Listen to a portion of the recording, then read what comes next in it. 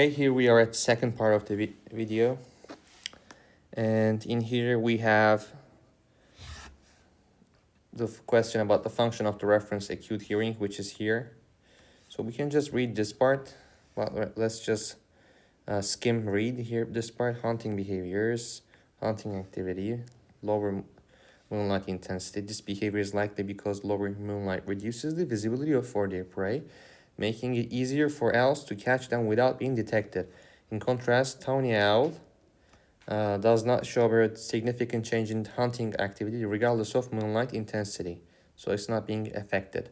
Tawny owls rely heavily on their acute hearing, so they don't have to do anything with the visual stuff, right? They don't have to see that much because they are solely, I guess, based on hearing or more.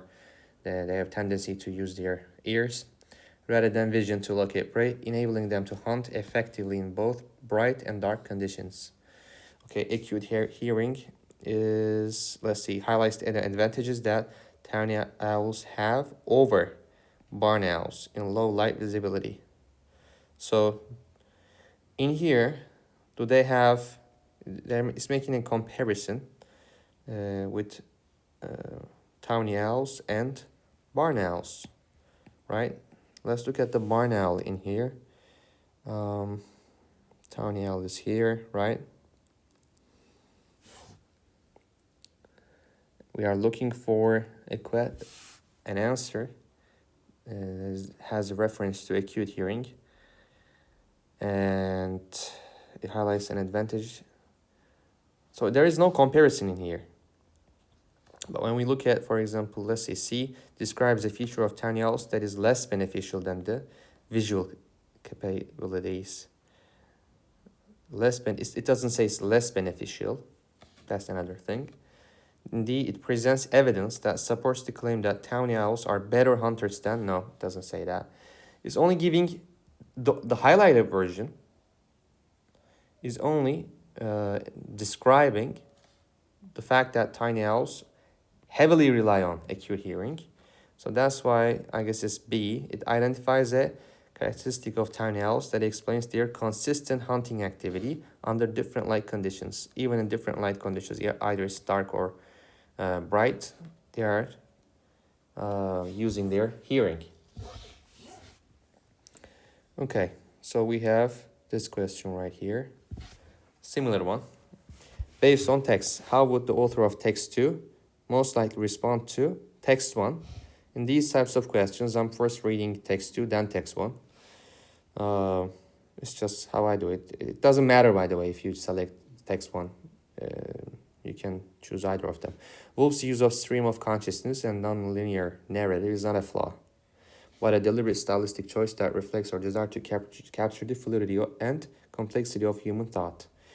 Her writing aims to represent the inner workings of the mind and the fragmented nature of reality. In novels like, does not adhere to conventional narrative. So it's unique.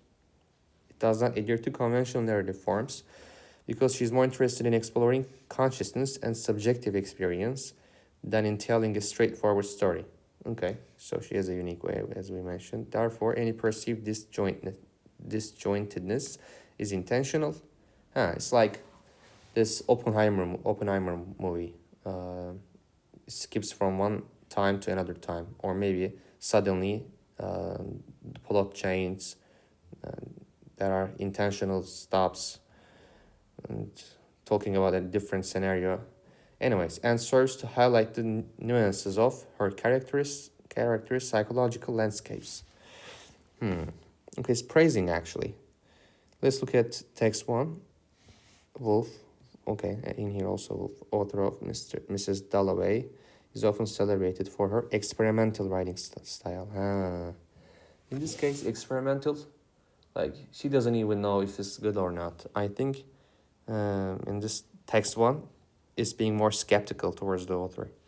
But some critics argue that her stream of consciousness technique can make her narratives feel disjointed and her characters hard to follow. Okay. So this passage is talking about the pros or positive aspects of the writing, and here the negative parts. Okay. So text 2 would respond to text 1 as, okay, my guy, you are wrong. Actually, that is what is making the works unique and different compared to other ones. So in that case, let's see. Let's start reading from D. Wolf's narratives would have been more engaging if they had... No, it's not saying... It's not recommending anything. It's just praising. A. Wolf's narratives would have been clearer if she had employed a more traditional writing style. Now again, the disjointed nature of Woolf's narratives is only an inevitable issue in her later works. No, it's not about the later works or earlier works. C. The disjointed quality of Woolf's narratives should be seen as an integral part of her literary technique. It is indispensable. She is what she is. And that is what makes her unique. This is the explanation part. Another question. Main idea. Okay. River otters are known for their playful behavior, but they are also surprisingly adept at using tools to aid in their daily activities. Like what do they have? Do they produce toothbrush or something? Unlike sea otters, which are often seen using stones to crack open shellfish. Whoa, wow. River otters use their paws to manipulate small rocks and twigs to help them extract food from tight spaces or dig into riverbeds for hidden prey. Researchers have observed river otters using sticks to probe under rocks. I'm just thinking right now, I watched a video on Instagram. So the crows are acting as injured to get food from people. So they just observed one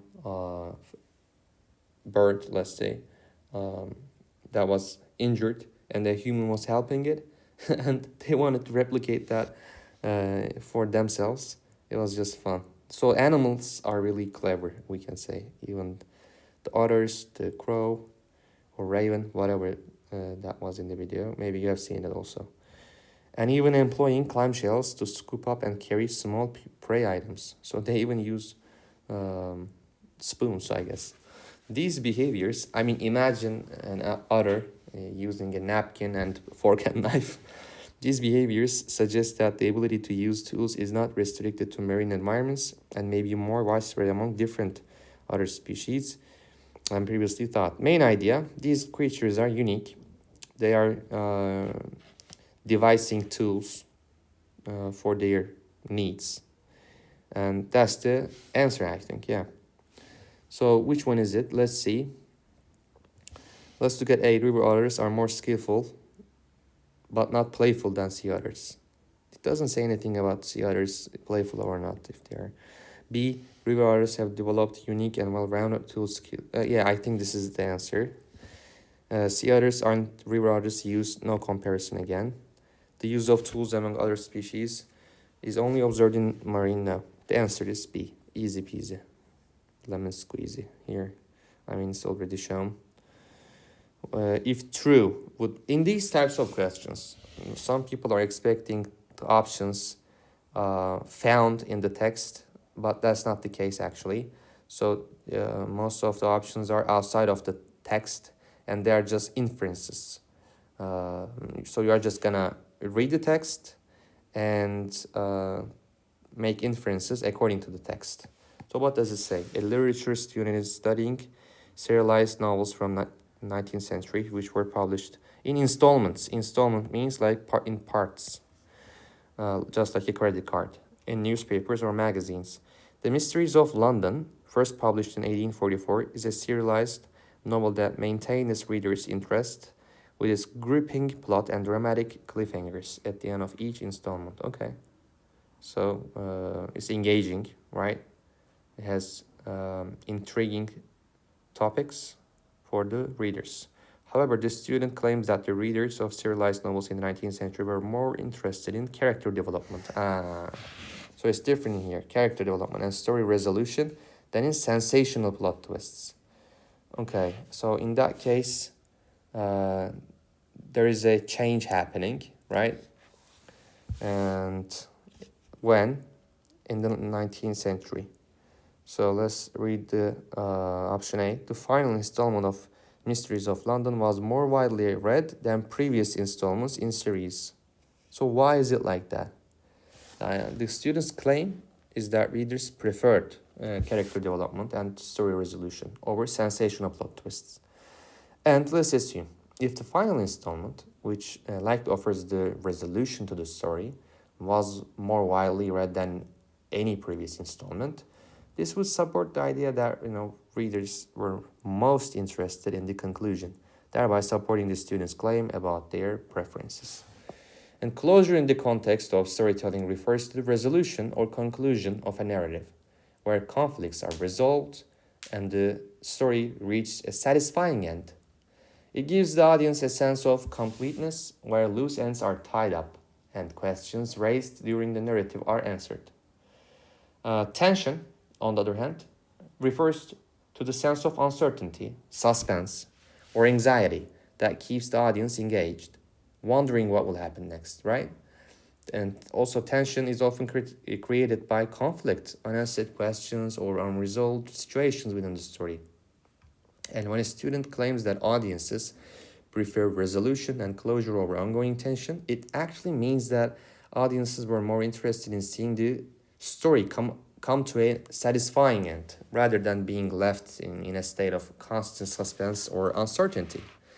In other words, they wanted to see how the conflicts would be resolved and how the story would end rather than just experiencing continuous suspense without resolution. In that case, the answer would be A. I'm not going to read the other options. You may read it on your own. I'm just going to pass here. Okay. So here we have another question. Which quotation from Treasure Island most effectively illustrates the claim? Okay. So what does it say? Treasure Island is a novel, okay. When the narrator was a child, his father ran a hotel. A mysterious sailor came to stay at the hotel. The narrator was frightened of the sailor. Okay, so the sailor is gonna be this scary old man, I guess, like the Caribbean pirates. As can be seen when the narrator says, what does he say? All the time he lived with us, the sailor made no change whatever in his dress, option D, but to buy some stockings from a hawker. One of the long nails of his hat having fallen down, he let it hang from that day forth, though it was a great annoyance when it blew. Okay, no getting scary in here. The tailor was a very silent man by custom. Still here, nothing. I remember the sailor as if it were yesterday, as he came plodding to the inn door, his sea chest following behind him in a hand barrow. Again, nothing. How the sailor haunted, I mean, come on, it's really easy, haunted my dreams. I need scarcely tell you, on stormy nights when the wind shook the four corners of the house. I would see him in 1,000 forms and with 1,000 diabolical expressions. Easy. A. The sailor is haunting his dreams. I hope it's not the wet dream. Okay, next one. Which finding, if true, again, similar question, a group of psychology students conducted a study to investigate why some individuals experience higher levels of stress. Because they are weak people. In response to public speaking than others. Okay, the students compared two groups. One who identified as he or she, her, and they, them, and the others are alpha males. Anyways, enough joking. Individuals with normal levels of the hormone cortisol, stress hormone, right? If stress hormone rises up, your testosterone level goes down, and you have more tendency to store body fat if you have high cortisol and if you have insomnia, lacking sleep, etc. And individuals with abnormally high levels of cortisol, a hormone linked to stress responses. The students found that participants with abnormally high cortisol levels reported significantly greater anxiety during public speaking tasks than those with normal cortisol levels. The students, I'm pretty sure I can claim that with lower cortisol levels, if we look at the outlook of that person, their body type, I think they are really healthy. The students concluded, and they are not fat, that higher levels of stress in public speaking are solely due to the elevated cortisol levels. Okay, Weaken. We are weakening the student's conclusion. How can we embrace it? I mean, if we say, for example, I do not identify as cortisol. If you say this, then you don't have any cortisol level in your body. That means you are trying to persuade yourself to a lie. But yeah, which one is the answer then? Let's see. A survey showed, I'm just arbitrarily selecting the options. You may go A, B, C, D. I'm just reading it. A survey showed that individuals who practice public speaking regularly show lower. I mean, it's not speaking about if you practice it, it's gonna, inhibit. No. D. Participants with abnormally high cortisol levels displayed anxiety. Yes. Not just public speaking. In other situations. I mean, it's not given in the text, so it's not C or D. The level of cortisol does not appear to affect other physiological responses in stressful situations. I mean, it may affect. It's not weakening it. A. Some participants with normal cortisol levels reported anxiety levels similar. Come on, it's not similar with abnormally high cortisol levels. But had varying amounts. No, it is weakening the conclusion. So the answer is A.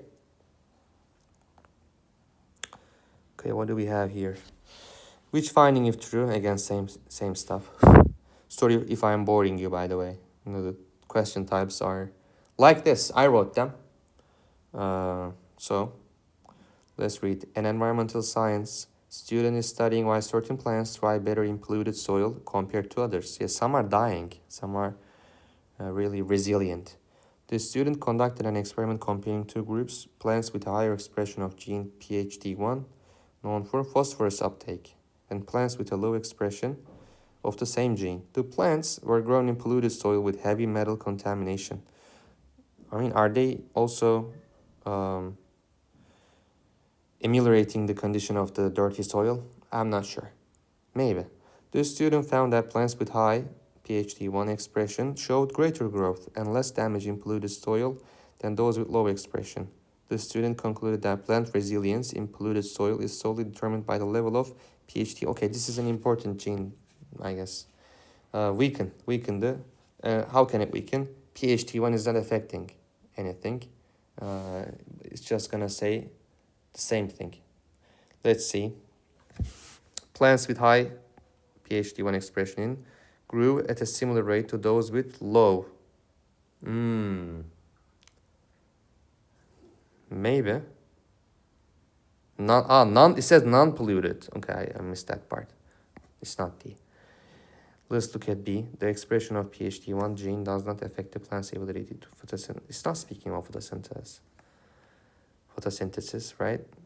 A sample of plants from different environments shows a variety of growth responses, polluted soil, regardless of pH, regardless of no.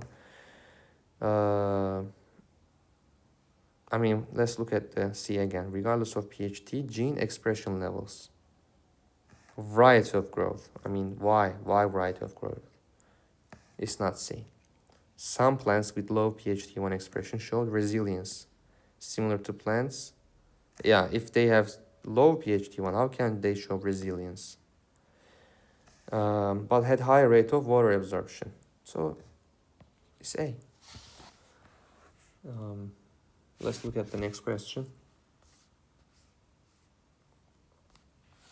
Elephants are known for, by the way, I have seen a video where an elephant is lifting up a buffalo and a rhino, I think. Yeah, these elephants are super powerful, omnipotent creatures. Okay, elephants are known for their large ears, which they use to regulate body temperature by releasing heat. Well, they also flap it like wings. However, not all elephant species have equally large ears. African elephants have much larger ears than Asian elephants. Yeah, I realize that. I mean, they need more coverage, I guess, more volume to ease off the temperature from their body, leading some scientists to suggest that the size of the ears correlates with the habitat's temperature. So there is a direct correlation, not inverse correlation, okay? have evolved larger ears to dissipate heat more effectively. However, wildlife biologist Priya disagrees with this theory. How come? She argues that if the ear size were solely determined by the need to regulate temperature, then it's most likely that what can come? Let's imagine. It's most likely that if we take, for example, the elephant um, to Antarctica, for example, then their their size of ears would shrink. Yeah, maybe. All elephants would live in cooler habitats. Why would they live? More animals living in hot climates would have large ears.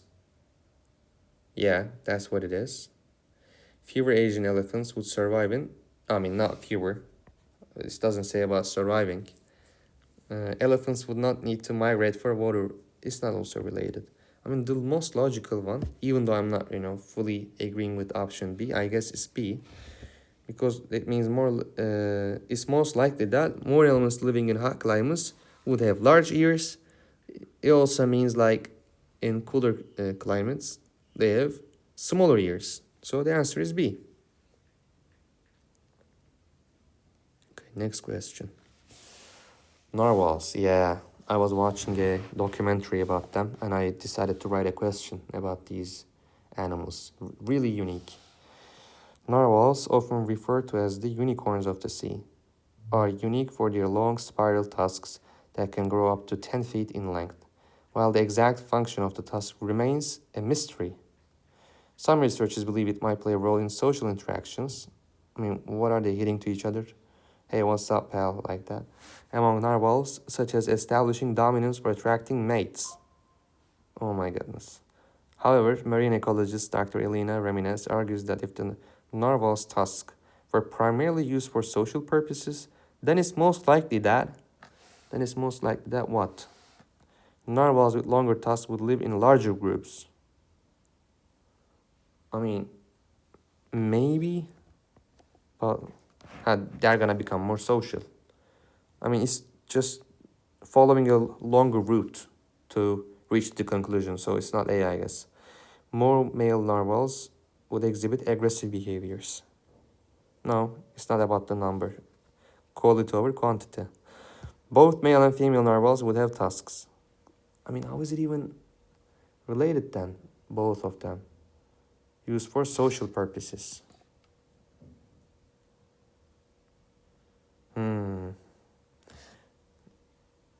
Weird.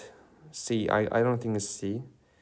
Narwhals would use their tusks to hunt prey more frequent. So, used for primarily says social purposes. So it's not the speaking about hunting. We're focusing on social purposes. Both male and female narwhals would have tusks. Okay. In the text, is it speaking about only males have this? Narwhals with longer tusks. But it's not speaking about if it's long or short. It's just speaking about the presence of it or purpose of it. So it's not A. I mean, it's weird, but I guess it's C then. Let's check the answer. What was I thinking when I wrote this question? Dr. Elena argues that if the tusks were primarily used for social purposes such as establishing dominance or attracting mates, it would make sense for, okay. Since currently primarily male narwhals have tusks, option C. Primarily, some of the females then have it, I guess. I'm not sure if it's correct or not. If the tusks were important for, I mean, it's the only thing that's speaking about social stuff, and A is also speaking about social group, but not about the longer one. So it's C. Okay. Speaking of my country, Turkish immigrants in Germany form one of the largest and most diverse ethnic communities in the country. Many Turkish speakers from different regions of Turkey have settled in various parts of Germany, creating distinct Turkish-speaking communities. For example, immigrants from Istanbul, where Turkish is spoken with a more standardized accent, often settled in Berlin, where there is a large established Turkish community. Meanwhile, Turkish immigrants from Eastern Anatolia, where Kurdish and different Turkish dialects are also spoken, tend to settle in cities like Frankfurt and Cologne. It can therefore be inferred that, what can be inferred from here? There is diversity. Yeah. The passage describes how Turkish immigrants from different regions of Turkey settle in different cities in Germany, and how their language patterns reflect the regional diversity of Turkey. Therefore, I think, let's see, which one is it? Standardized accents are more likely to disappear in immigrant countries. I mean, it's not saying it's disappearing. The size of an immigrant country in new country is directly related to the number of different dialects spoken in home country. It's not directly related. Maybe one part of the community or one region of the country migrated to a foreign country. It's not about, there is no direct relationship. Immigrants are more likely to settle in cities where there are fewer I mean, they are not choosing this. Why? It's not related. Fewer linguistic differences. No. So if there are Turkish people, then I should go there as a Turkish person. I mean, it's not said in here. Linguistic diversity within an immigrant community can reflect the regional linguistic diversity of the home country. Possible. There is a relationship. It indicates that the diversity of language or dialects within an immigrant community can mirror the linguistic diversity. Yeah, it is. It is reflecting that meaning. Okay. So we have grammar question. Maya Patel and John Evans explored whether people truly understand how people feel. How are they feeling? Which one is it? Truly understand how subject, people, verb, feel about their lives. C. Scientists Jennifer Lee and Michael Wong examined how subject, same thing, people use their digital devices. Okay. What do we have here? Punctuation. So speaking of punctuation, let me speak about it a little bit. Like colon. Before colon, it has to be independent sentence. The sentence has to be independent. As if you could put a period. And the rest, it has to explain something. It doesn't have to be a complete sentence after colon. That's that. Let's speak about semicolon. Both parts have to be independent. Okay? Full sentence, basically, independent means. For example, I went out to grab a coffee. My wife saw me leaving and she wanted to chase me. See? Two different sentences. But that's not the only way a semicolon is used.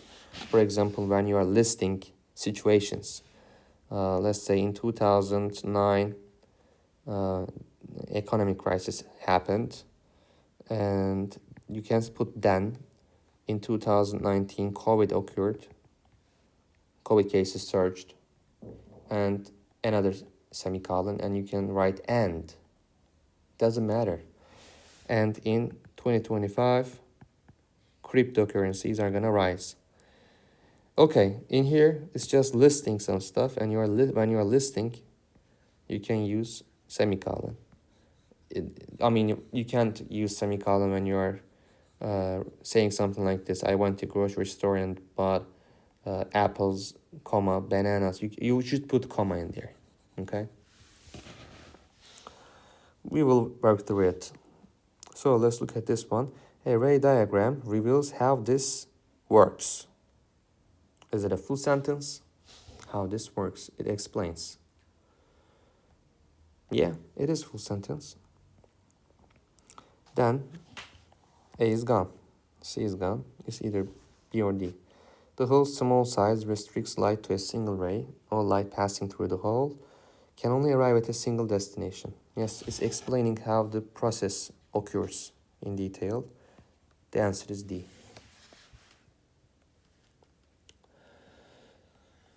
Yeah. Comma splice. A comma splice, let's talk about this. The sun is shining, right? It is a beautiful day. Both of these are complete sentences. That's why I cannot use comma. I can use a semicolon, period, or I can just put because in here. Okay, last question for this video. The principles of aerodynamics explain how airplanes achieve lift. Airflow, see, achieve lift. It doesn't say, for example, it doesn't say such as. If you say such as, you cannot put colon, because imagine this. Is it a full sentence? Explain how airplanes achieve lift such as. It's not, it's incomplete. I'm expecting something. That's why you gotta put comma after such as, not colon. So it explains, nice. Air flows over the wings, creating a difference in air pressure. The difference causes the airplane to rise into the sky. Engineers have studied how this works. How this works. Okay. Is it a full sentence? Yes, it is full sentence. Now, A and C is gone. Is it explaining something? The wing shape causes the air to move faster over the top surface than the bottom surface, generating the necessary lift for flight.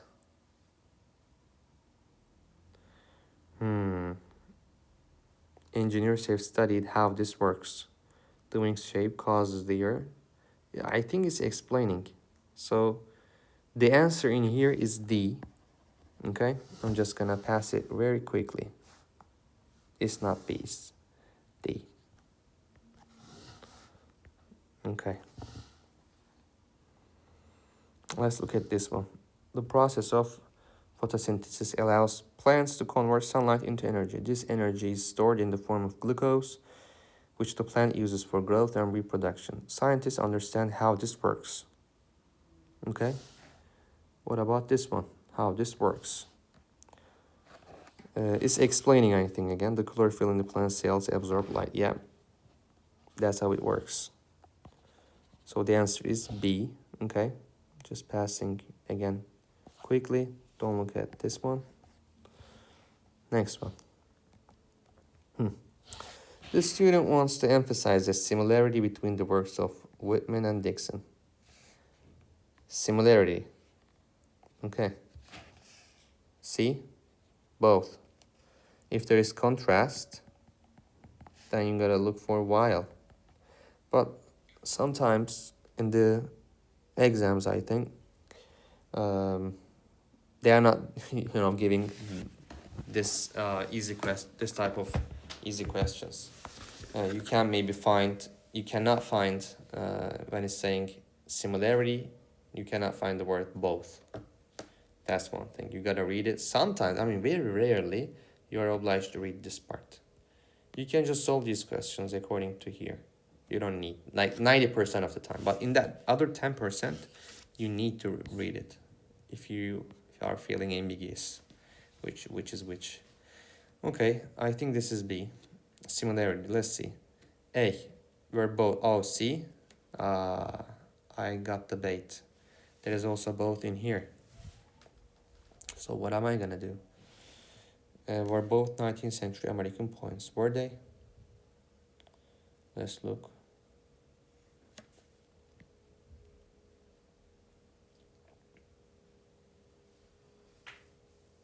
Doesn't say anything about Emily Dickinson. Dickinson, yeah. Both use varying poetic structures. Let's just double check it, verify it, substantiate it. Varying line lengths and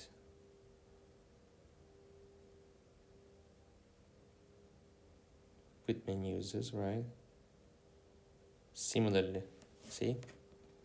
B. Similarly explores themes of nature. Okay, I'm gonna pause it here. See you in the next video.